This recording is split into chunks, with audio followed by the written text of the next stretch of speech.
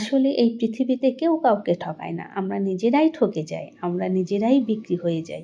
কেউ টাকার কাছে, কেউ সময়ের কাছে, কেউ ক্ষমতার কাছে, আবার কেউ বা ভালোবাসার কাছে।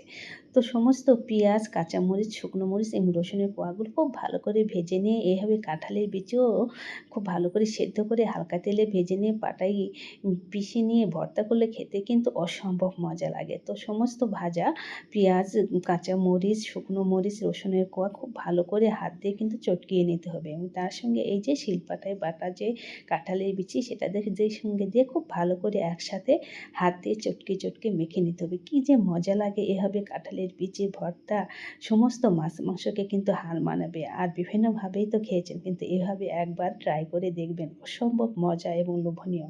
তো এইভাবে করে কিন্তু কাঁঠালের বিচি ভর্তা তার সঙ্গে যদি থাকে গরম ভাত আর কিন্তু কোনো কথাই নেই।